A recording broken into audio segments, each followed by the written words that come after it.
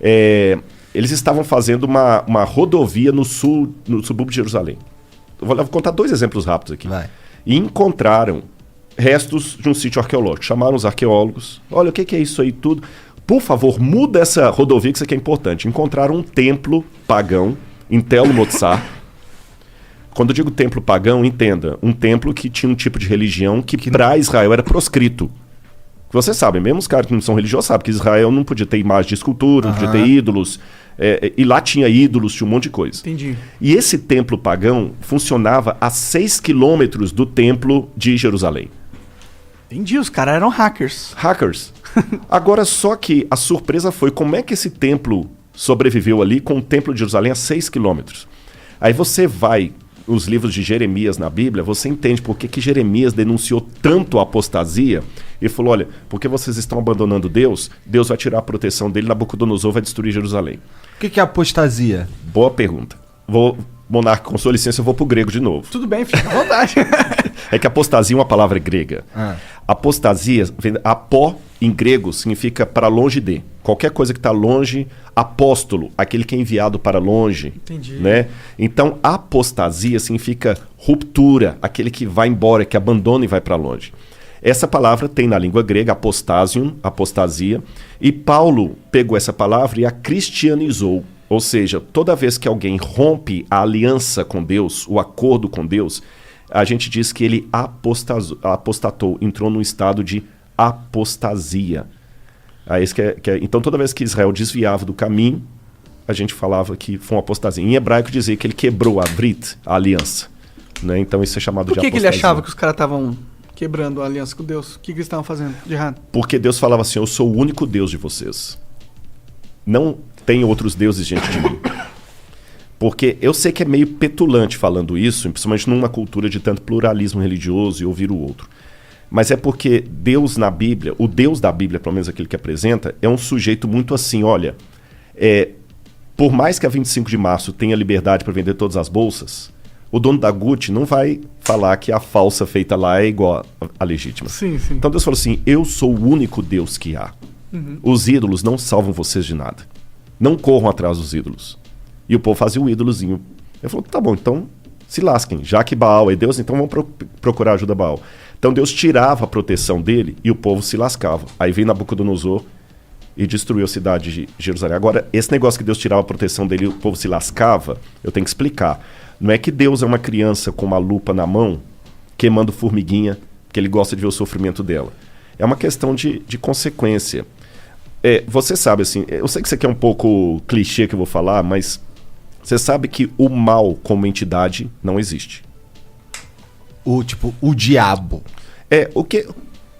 Daqui a pouco eu posso até entrar no lance do diabo, mas vou falar do mal como o mal mesmo. Tá, um avatar do mal não existe. O Deus do mal. É o Deus do mal, não. Eu acredito assim, quando a gente vai na Bíblia, aí eu vou ter que dar um pouquinho para trás para entrar nisso aí. Existe um anjo que rebelou contra Deus. Ele é vulgarmente chamado de Lúcifer. Esse nome não está na Bíblia.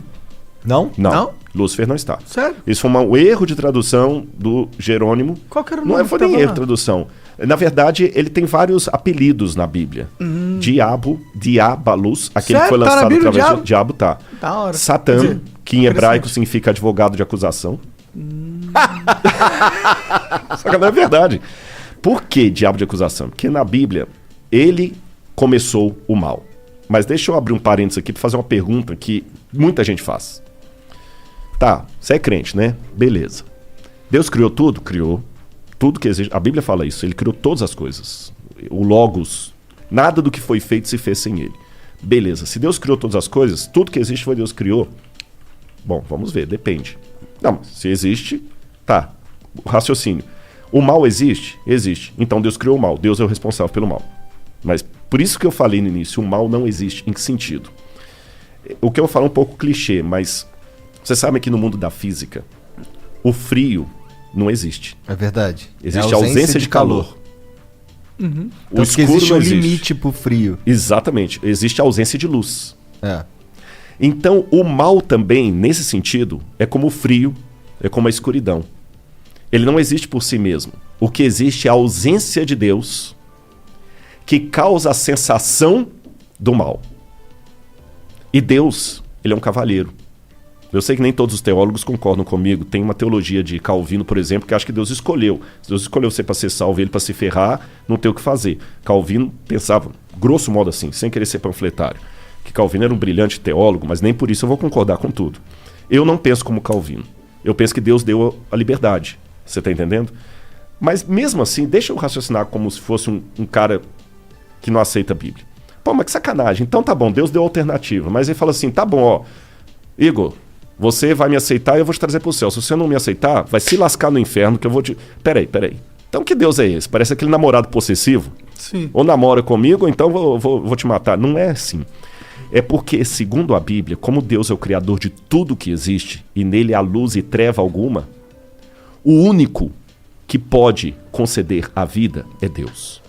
Então, quando Deus fala desesperadamente, meus filhos, aceitem-me, porque senão vocês vão se lascar, não é como o namorado possessivo que fala com a menina assim, ou namora comigo, senão eu vou pegar um revólver e vou te matar. Não é isso. Seria mais ou menos como se a água pudesse dizer pro peixe, fique em mim, peixe, senão você vai se lascar. Quando a água fala assim, não é porque a água é possessiva. Eu estou usando uma onomatopeia aqui, né? Uhum. Não é porque a água é possessiva, não é porque a água é namorada. É porque não dá para viver fora. É porque não dá para viver fora. Então, quando Deus apela, filhos, vivam em mim, porque senão vocês vão se lascar, é porque Ele nos ama. Eu não estou aqui para pregar, não é púlpito, mas isso faz parte da minha essência. Por isso que, para mim, o menininho me cumprimentando aqui do lado, cara, não é só eu simplesmente falar assim, pô, que legal, eu sou famoso. Não. O assunto que eu falo é arqueologia.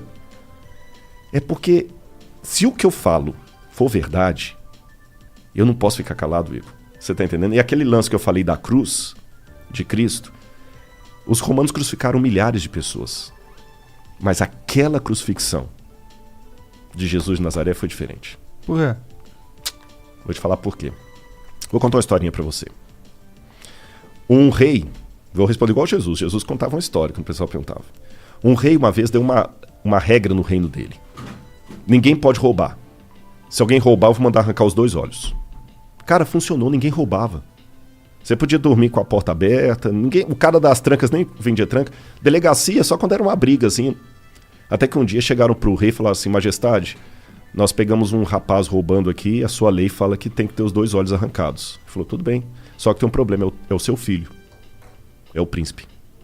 E aí? Vocês têm filhos? Tenho. Eu não tenho. O que você faria, monarca? Você é o rei. Se eu sou o rei, eu mando arrancar os olhos. E você, Igor?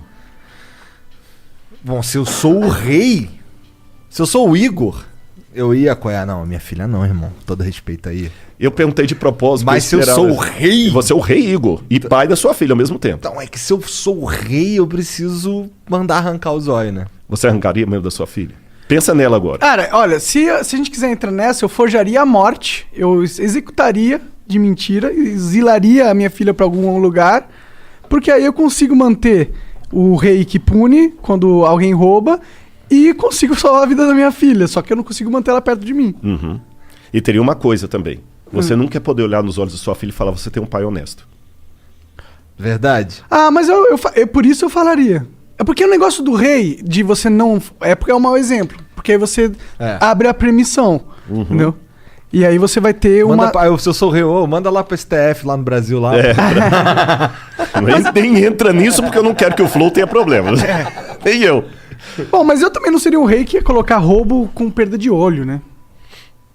Ah, funcionou. Ninguém roubava. Ah, mas funcionou porque é uma pena muito punitiva. Mas poderia ser uma pena não tanto punitiva que também funcionaria, talvez, né? Posso dar a solução bíblica para responder a pergunta dele? Por Claro. quê? Esse rei falou o seguinte, palavra de rei não volta atrás.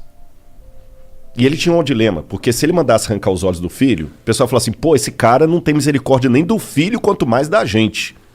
É uma mensagem bem forte. Bem forte. Se ele poupasse o filho, o pessoal também fala assim, pô, se fosse o filho da faxineira, sabe o que ele fez? Ele falou o seguinte, como rei eu não posso voltar a palavra atrás. Mas como pai que ama, eu não tenho filho, tá, monarca?